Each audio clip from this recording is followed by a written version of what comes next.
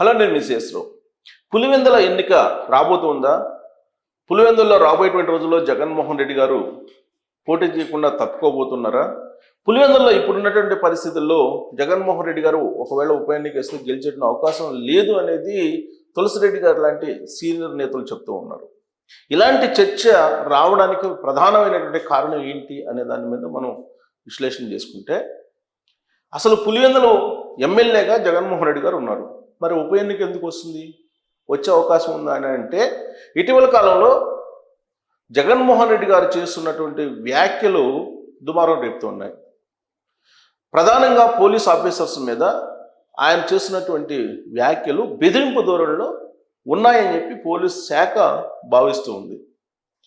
పులివెందుల ఇటీవల వెళ్ళినటువంటి సందర్భంగా అక్కడ పోలీస్ ఇన్స్పెక్టర్ నాయక్ని పిలిచి వార్నింగ్ ఇచ్చారు. ఆయన రాబోయేటువంటి 2-3 నెలల్లోనే అధికారంలో రాబోతున్నాము, ఆ తర్వాత నీ సంగతి చూస్తాము, బట్టలు ఊడదీసి నడి రోడ్లో నిలబెడతామని చెప్పి ఆయనకి వార్నింగ్ ఇచ్చారు.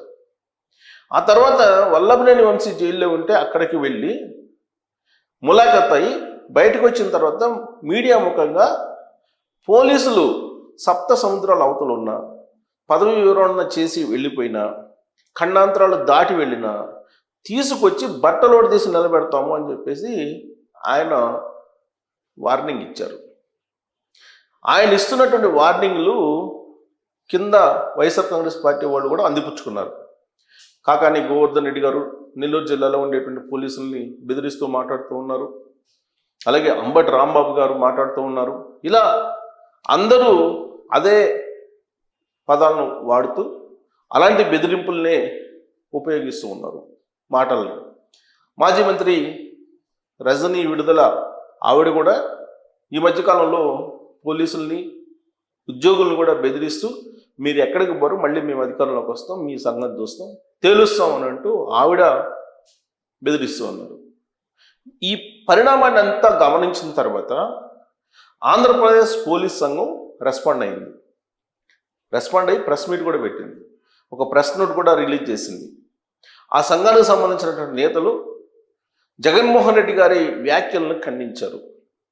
పోలీసులకు ఎప్పుడు పార్టీలు ఉండవు, ఏ పార్టీ అధికారంలో ఉంటే ఆ పార్టీకి సంబంధించినటువంటి ఎజెండా ఏదైతే ఉందో దాన్ని ఫుల్ఫిల్ చేయడానికి లా అండ్ ఆర్డర్ మేము కాపాడుతాము అని చెప్తూ, మాకు పార్టీలను అంటగట్టదు, మీ పార్టీ రంగుల్ని మీ దగ్గర ఉంచుకోండి, మాకు పార్టీలని రంగులను అంటగట్టి విధి నిర్వహణలో ఆటంకం కలిగిస్తున్నారు అనేటువంటి అభిప్రాయానికి పోలీస్ సంఘం వచ్చింది.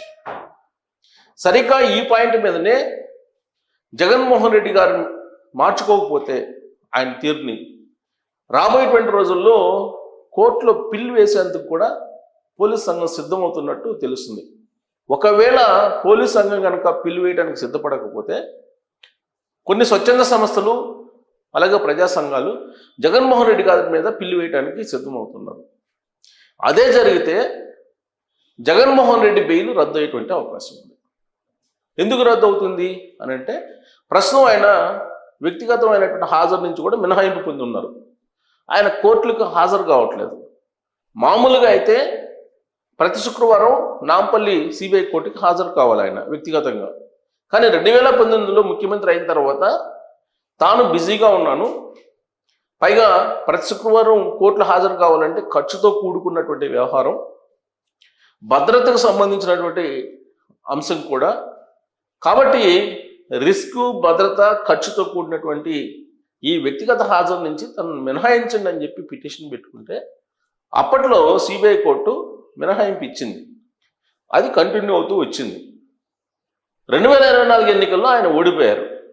ఓడిపోయిన తర్వాత వ్యక్తిగత హాజరు నుంచి మినహాయింపు అనే దాన్ని ఆయన కొనసాగిస్తూనే ఉన్నారు.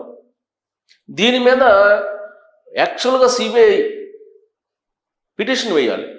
ఆయన ముఖ్యమంత్రి నుంచి దిగిపోయారు, ప్రస్తుతం పులివెందుల ఎమ్మెల్యే, కాబట్టి ఆయన వ్యక్తిగత హాజరు పరచాలి కోర్టులో అని చెప్పి సిబిఐ వాళ్ళు పిటిషన్ వేయాలి. కానీ సిబిఐ వాళ్ళు పిటిషన్ వేయాలి. పోనీ ఆయన ఈ కేసులకు సంబంధించి ఆల్రెడీ సిబిఐకి సంబంధించి, ఈడీ కేసులకు సంబంధించి విచారణ కొనసాగుతూ ఉన్నటువంటి క్రమంలో సాక్షుల్ని ప్రభావితం చేసేటువంటి అవకాశం ఉంది. అలాగే ఆ కేసులకు సంబంధించి అధికారుల ప్రమేయం కూడా ఉంటుంది కాబట్టి ఇన్వెస్టిగేషన్లో వాళ్ళ మీద కూడా ఈయన ప్రభావం ఉంటుంది. సో కాబట్టి జగన్మోహన్ రెడ్డి గారు ఆంక్షల్ని ధిక్కరిస్తూ ఉన్నారు. కాబట్టి ఈ బెయిల్ని రద్దు చేయండి అని చెప్పి అడగడానికి అవకాశం ఉంది ఇప్పుడున్నటువంటి పరిస్థితుల్లో. ఏంటంటే అధికార యంత్రాంగాన్ని ఆయన బెదిరిస్తున్నాడు కాబట్టి. అధికార యంత్రాంగాన్ని బెదిరిస్తున్నారు అని అంటే ఆయన కేసుల్లో విచారణకు సంబంధించినటువంటి ప్రక్రియ నిష్పక్షపాతంగా జరగడానికి అవకాశం లేదు. అందుకే ఇప్పుడు జగన్మోహన్ రెడ్డి గారు అప్పట్లో బెయిల్ పొందడానికి కానీ లేదా వ్యక్తిగత హాజరు నుంచి మినహాయింపు పొందడానికి కానీ అనుమతి పొందుతూ కొన్ని ఆంక్షల నడుమ ఆయన ఉన్నారు. మరి ఈ ఆంక్షలను ఆయన కొనసాగిస్తున్నారా, ఈ ఆంక్షలు ఆయన పాటిస్తున్నారంటే ప్రస్తుతం ఆయన మాట్లాడినటువంటి మాటలు, ఆయన వ్యవహరించినటువంటి తీరు, వీటన్నిటిని పరిశీలిస్తే కోర్టు ఏవైతే ఆంక్షలు పెట్టిందో ఆ ఆంక్షలని ధిక్కరిస్తూ ఆయన వ్యవహరిస్తున్నారు అనేటువంటి అభిప్రాయం ఇప్పుడు స్వచ్ఛంద సంస్థల్లో, ప్రజా సంఘాల్లో, పోలీసు సంఘాల్లో కూడా కలుగుతుంది.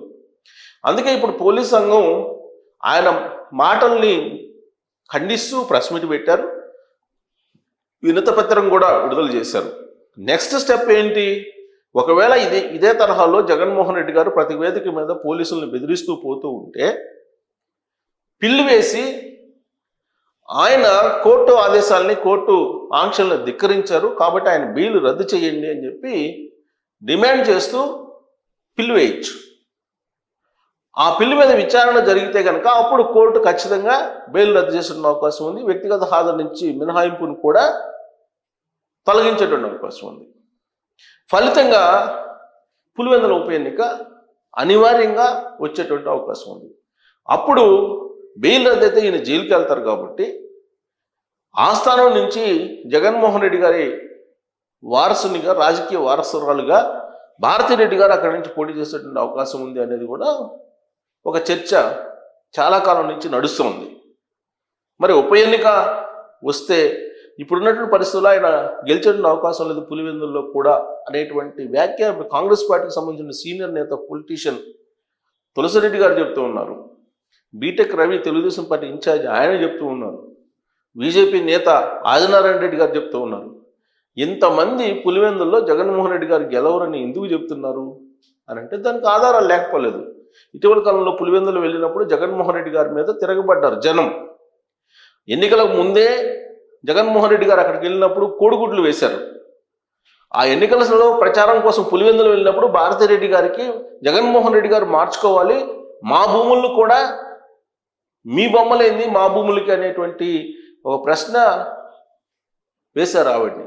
జగన్మోహన్ రెడ్డి గారు చెప్పండి అని అంటే వ్యతిరేకత ఏ స్థాయిలో ఉందో గ్రహించి కూటమిలో ఉండేటువంటి నేతలు పులివెందుల ఉప ఎన్నిక వస్తే ఖచ్చితంగా జగన్మోహన్ రెడ్డి గారు వారసురాలు ఎవరు పోటీ చేసినా ఓడిపోయేటువంటి అవకాశం ఉందని చెప్పి అంచనా వేస్తున్నారు. అది రావాలంటే ముందు జగన్మోహన్ రెడ్డి గారు బెయిల్ రద్దయి ఆయన జైలుకి వెళ్ళాలి. మరి ఆయన ఇదే వ్యాఖ్యలు చేస్తే రాబోయేటువంటి రోజుల్లో బెయిల్ రద్దయ్యేటువంటి అవకాశం ఉంది అని చెప్పి కొంతమంది న్యాయ నిపుణులు చెప్తూ ఉన్నారు. పోలీసు సంఘానికి సంబంధించినటువంటి వాళ్ళు కూడా పరిశీలిస్తున్నారు. ఇదే తరహాలో జగన్మోహన్ రెడ్డి గారు కనుక వ్యవహరిస్తూ ఉంటే ఖచ్చితంగా పిల్లి వేయాల్సినటువంటి పరిస్థితి వస్తుంది అని చెప్పి వాళ్ళు భావిస్తున్నారు. ఇన్ కేసు వాళ్ళు క్రమశిక్షణతో కూడుకున్నటువంటి డిపార్ట్మెంట్ కాబట్టి ముందుకు రాకపోతే కొన్ని స్వచ్ఛంద సంస్థలు వచ్చి రఘురామకృష్ణరాజు గారు లాంటి వాళ్ళు కూడా పిల్లి వేసేటువంటి అవకాశం ఉంది. దాంతో ఆంక్షలను ధిక్కరించినటువంటి క్రమంలో బెయిల్ రద్దు అయ్యేటువంటి ఛాన్స్ ఉందనేది న్యాయ నిపుణులు చెప్తున్నారు. మరి అదంత ఈజీనా? కేంద్ర ప్రభుత్వం జగన్మోహన్ రెడ్డి గారికి అండ ఉందని చెప్పి తెలుసు కదా అందరికీ. మరి ఆయన బెయిల్ రద్దు కావడం అంత ఈజీనా అనే దాని మీద కామెంట్ రూపంలో మీ అభిప్రాయాన్ని తెలియజేయచ్చు. Thank you very much.